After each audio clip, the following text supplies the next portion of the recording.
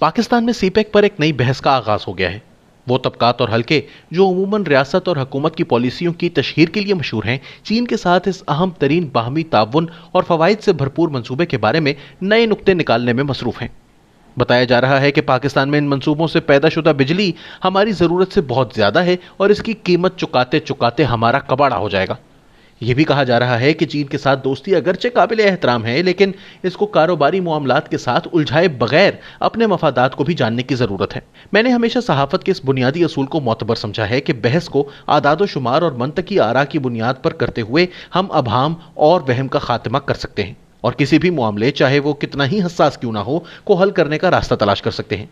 लिहाजा सीपेक के बारे में इस तरह के नुकात उठाए जाने पर सीखपा होने की बजाय बालिगाना तर्ज अमल अपनाते हुए रद्द अमल देने चाहिए। हमें यह सोचना चाहिए कि इस मंसूबे पर अगर इस वक्त इस तरह की तवज्जो दी जा रही है जो अमूमी कौमी बयानिए से मुख्तलिफ है, तो इसकी वजूहात क्या हैं। इस जाविये से अगर देखें तो सीपेक के बारे में दूसरा नुक्ता नज़र हमें इस वजह से अजीब महसूस होता है क्योंकि हमने इस मंसूबे को हकीकत पसंदाना अंदाज से ज़ेर गौर और ज़ेर बहस लाने से हमेशा गुरेज किया है। मैं इस मंसूबे के हक में हूँ, लेकिन इससे मुतालिक मालूमात एक खुफिया और हसास तरीन कौमी राज के तौर पर फाइल में बंद रखी गई। मुस्लिम लीग नून की हुकूमत में बैनुल अक़वामी और मगरबी इदारों की तरफ से सीपेक के बारे में जानने के लिए जब भी कोई काविश हुई तो आगे से टिकासा जवाब मिला। ये हालात उस वक्त तक कायम रहे जब तक असद उमर की IMF के नुमाइंदगान के साथ बातचीत का आगाज नहीं हुआ। बैनुल अक़वामी इदारों की सीपेक से मुतालिक मालूमात तक पहुंच पिछले 3 साल में ही मुमकिन हो पाई। पाकिस्तानी अवाम जिनकी फलाह के लिए बज़ाहिर ये सब काम किए जा रहे हैं, बहरहाल अभी भी इन मंसूबों और इनसे पैदा होने वाले फवायद और चैलेंजेस से ना आशना है। सहाफ़ियों के पास टूटी फूटी मालूमात हैं, मगर बहुत कम लोग ये जानते हैं कि पाकिस्तान के लिए इन मंसूबों के मुनाफे और नुकसानात के खाते क्या हैं। हम ये जानते हैं कि जहां पर मालूमात का फुकदान होता है, शुबहात वहीं पर पैदा होते हैं। अगर बर वक्त मालूमाती आगाही का बंदोबस्त किया जाता तो आज सीपेक की बहस इस अंदाज से ना हो रही होती जैसे हो रही है। दूसरा मसला हुकूमतों और रियासत के इदारों की मुबालगा आराई से जुड़ा हुआ है।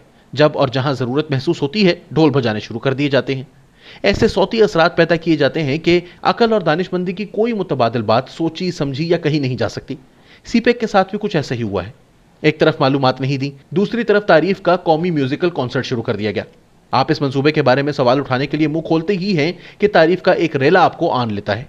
पाकिस्तान की किस्मत को बदलने वाला, मुल्क को जन्नत बेनज़ीर बनाने वाला, हमारे तमाम ख्वाबों की तकमील करने वाला सीपेक एक ऐसे बुत में तब्दील कर दिया गया है जिसको सूरज के तुलू से गुरूब तक तारीफों के हार पहनाना कौमी फरीजा बना दिया गया है। जब ऐसा माहौल पैदा कर दिया जाए तो फिर आम सी बात भी कानों को झुंझुना देती है। ये एक तल्ख हकीकत है कि छोटा या बड़ा कारोबार, कौमी या बैनुल अक़वामी मंसूबे या कुछ भी ऐसा जिसमें पैसे और मफादात मरकजी हैसियत रखते हों, अच्छे और बुरे से अलहदा नहीं किया जा सकते। सीपेक आसमान से उतरा मनोसलवा नहीं है कि जिसमें हर चीज़ जायके और तस्कीन के लिए तैयार की गई हो। चीन ने यह मंसूबा हमारे फ़ायदे के लिए नहीं, अपने फ़ायदे के लिए लगाया है।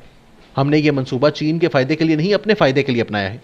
जहां पर मफादात मुख्तलिफ हों मगर इनमें बाहमी ताउन की गुंजाइश हो, वहां पर मुतवाज़न तस्वीर बनाने की ज़रूरत नागुज़ीर होती है।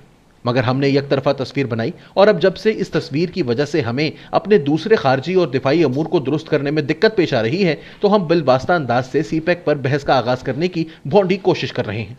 ज़रूरत इस अमर की है कि सीपेक को मुतनाज़ा ना बनाया जाए।